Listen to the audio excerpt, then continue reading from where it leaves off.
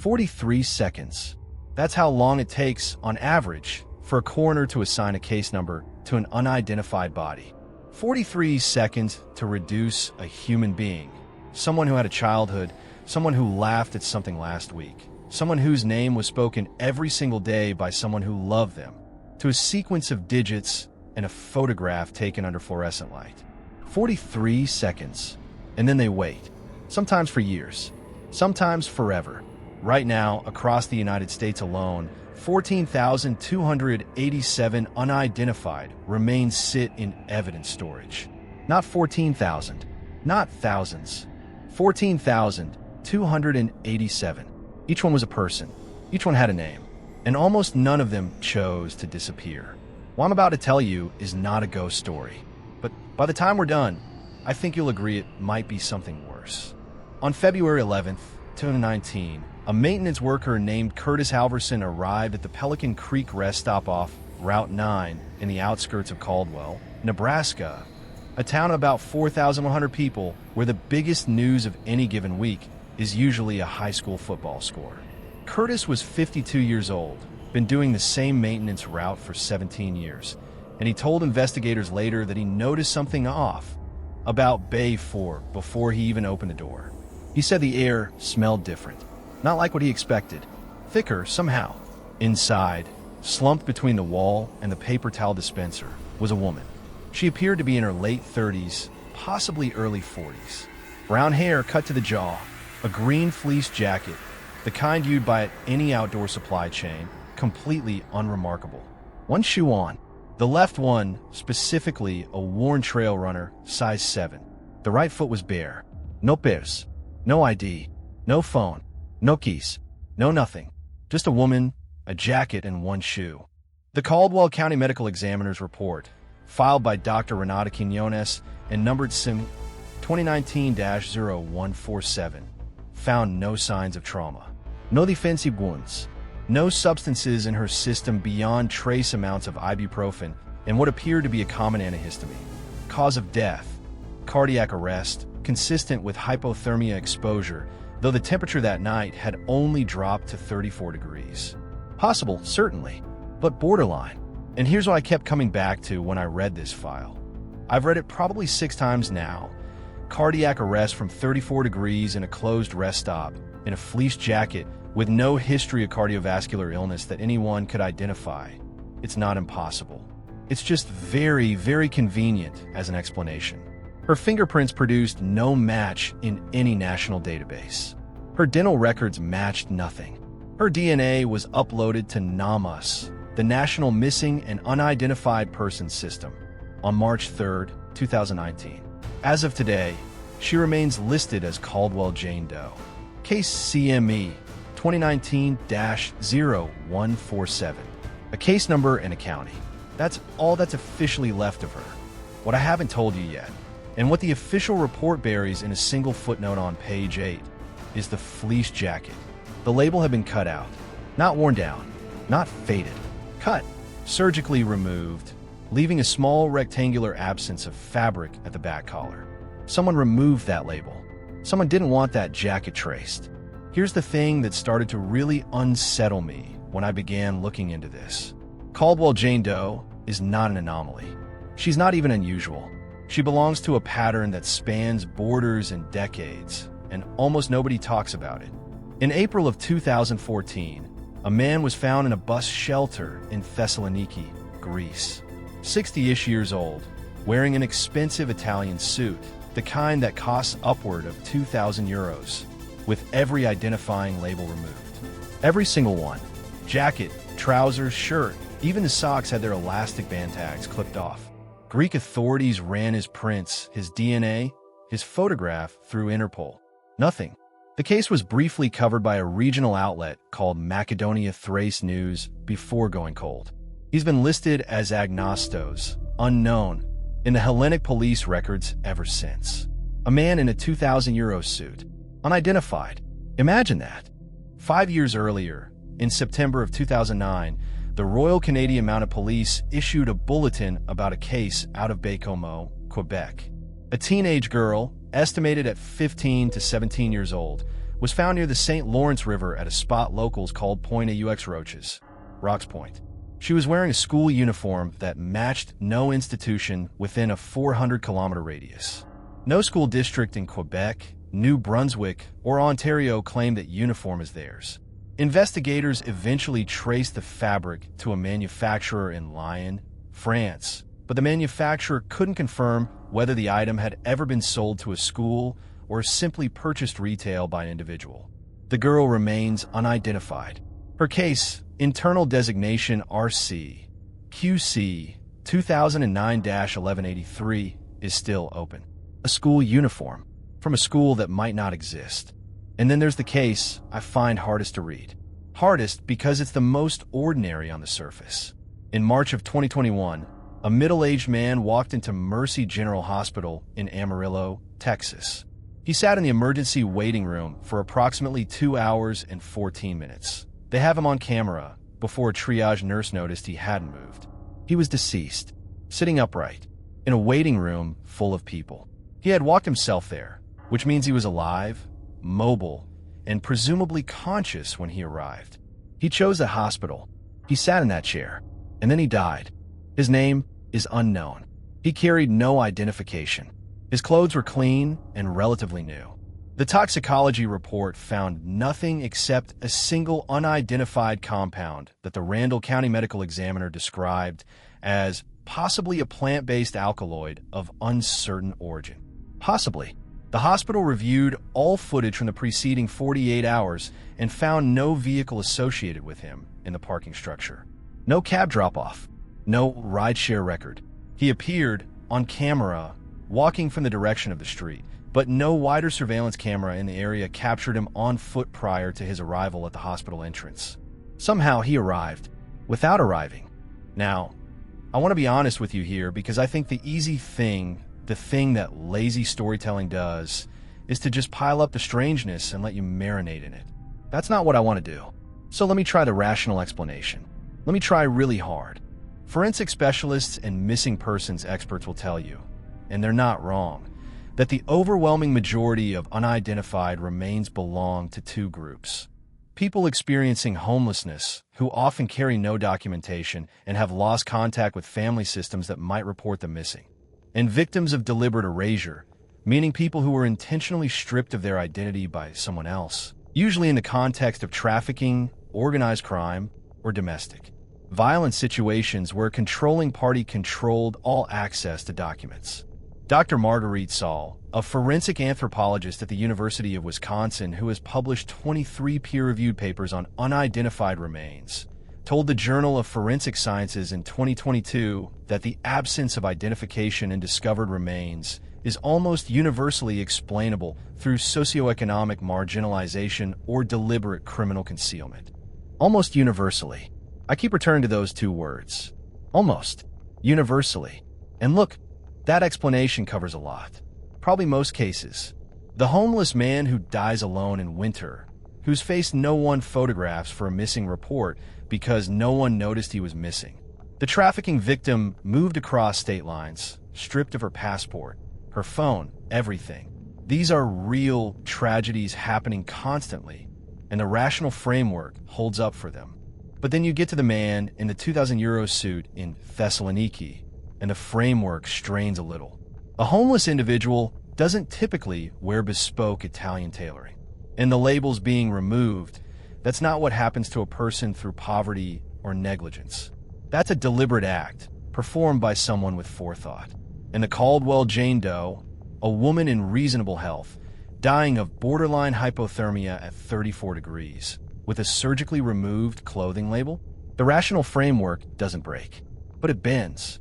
Let me tell you about the detail that I genuinely cannot explain away. And I've tried. I've spent, maybe 40 hours on this specific point over the past several months, and every time I think I've found a rational route through it, something closes off. When Detective Lorraine Patchett of the Caldwell County Sheriff's Office reviewed Caldwell Jane Doe's case in October 2021, a cold case review prompted by a new forensic genealogy grant, she noticed something that the original 2019 investigation had not flagged. The woman's hands, specifically her fingertips, The original Me report noted that the fingerprints produced no matches. Standard language. What it did not note, and what Patchett found in the supplemental physical examination photographs, was that the fingertips showed evidence of what appears to be deliberate, careful, repeated abrasion. Not recent. Not in the hours before death. This was old. The friction ridges, the microscopic raised lines that make fingerprints unique, have been systematically worn down over time. Dermatologists who reviewed the photographs for Patchett's cold case report estimated the process had been ongoing for at least 18 to 24 months. Someone, possibly the woman herself, possibly someone else, had spent nearly 2 years carefully, methodically erasing her fingerprints. Not surgically, not chemically, through sustained, deliberate abrasion. Which means this was not a spontaneous act. This was maintenance, a practice, something she or someone did regularly, month after month, to ensure that she could never be identified through standard forensic channels. Now, think about what that means. This isn't erasure in the moment of crisis. This isn't someone destroying evidence after a crime. This is a person walking around in the world, living her life, eating breakfast, watching the weather change, sleeping in beds, and waking up, who had decided at some point at least 2 years before she died in a rest stop bathroom in Nebraska that she must never be findable. She built anonymity into her body. Was she hiding from someone? Was she hiding as someone? Was she running a life that required her to be uncatchable? And perhaps most disturbingly, did she choose this? Or was the choice made for her? Patchett submitted a follow-up report recommending a full forensic genealogy analysis. As of the date of this recording, that analysis is listed as pending resource allocation, which is bureaucratic language for we haven't done it yet, and we may not.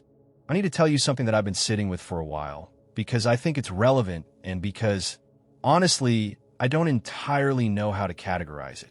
A few months ago, I was going through old boxes at my parents' house. The kind of thing you do when someone moves or downsizes, the slow archaeology of a family's accumulation. And I found a photograph. No names on the back. No date. A woman in her 50s, maybe, standing in front of what looked like a lake I didn't recognize. Smiling, but with her arms crossed in a way that reads, looking at it now, as something other than warmth. As something guarded. Nobody in my family could identify her. My mother thought she might be connected to my father's side. My father's sister thought she might be a neighbor from the old house 30 years ago. Nobody was certain. And here's the thing that hit me, standing in that hallway at 11 o'clock at night, holding this photograph. This woman almost certainly existed somewhere in my world. She was real enough to be photographed in someone's family collection, and she was already, in all practical terms, gone. I put the photograph back in the box, and I've thought about it probably 100 times since. Because what I realized, and this is the thing that made it hard to breathe for a moment, is that the distance between unidentified in a photograph and unidentified in a case file is smaller than most of us want to believe. It is not a canyon. It is a step. You probably have a version of that photograph somewhere. Someone half-remembered. Someone whose name was never quite pinned down. Someone who slipped sideways out of your family's collective memory while everyone was busy being alive. And maybe that's fine. Maybe that's just how time works.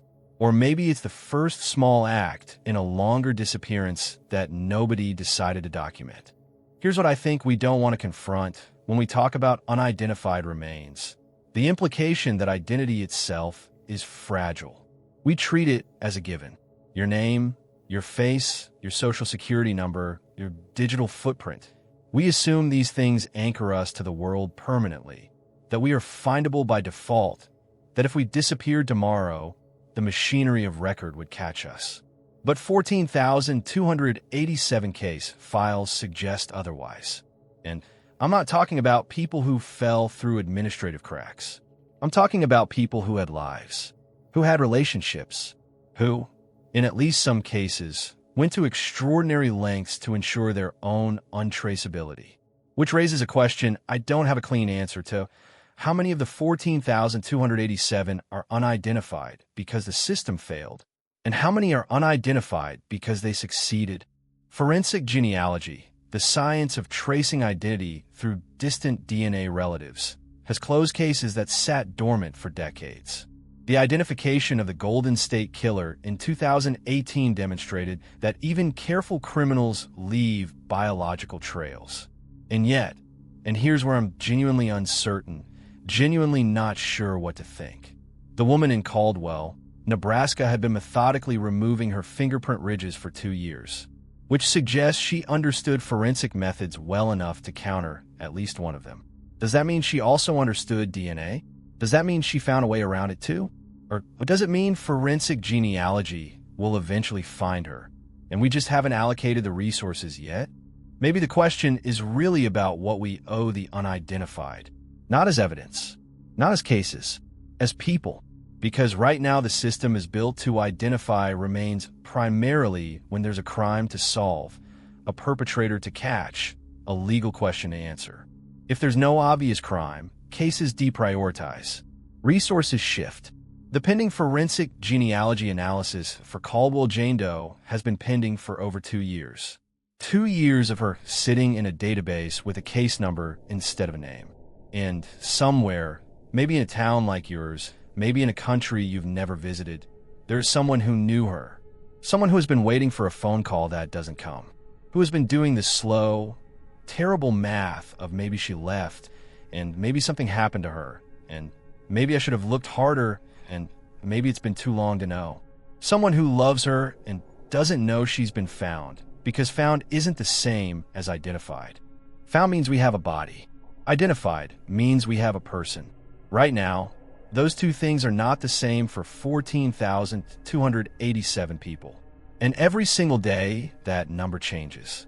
New cases are added. Old ones are rarely closed. The gap between who is found and who is identified gets a little wider. I keep thinking about the shoe. The left trail runner, size 7, found on Caldwell Jane Doe. Someone bought that shoe. Someone chose it. Maybe she tried it on in a store, walked a few steps on that indoor carpet they put down for you to test the feel, decided yes, this one. The right one was never recovered. The sheriff's office searched the surrounding area in a half-mile radius. Nothing, which means somewhere between wherever she started and that rest stop in Caldwell, Nebraska, she lost a shoe, or someone took it. One shoe, 2 years of carefully maintained fingerprints, a cutout label, a borderline cause of death, and a forensic genealogy analysis that's been pending since October 2021. She had a name. I'm almost certain of it. Not a case number, not a county designation, a name. Something her mother said on a Tuesday afternoon in some kitchen somewhere. Something that made her turn her head. Something she signed on forms, whispered into phones, heard called across a parking lot. A name that was ordinary and specific and hers. We don't know it. And the system that is supposed to find it has been too busy to look. Here's what I can't stop thinking about, and maybe you'll carry this too. Right now, while you're listening to this, in your city, probably, or the one nearest to you, there's someone walking around without a traceable identity. They may have chosen it. They may have had it chosen for them. They look like anyone.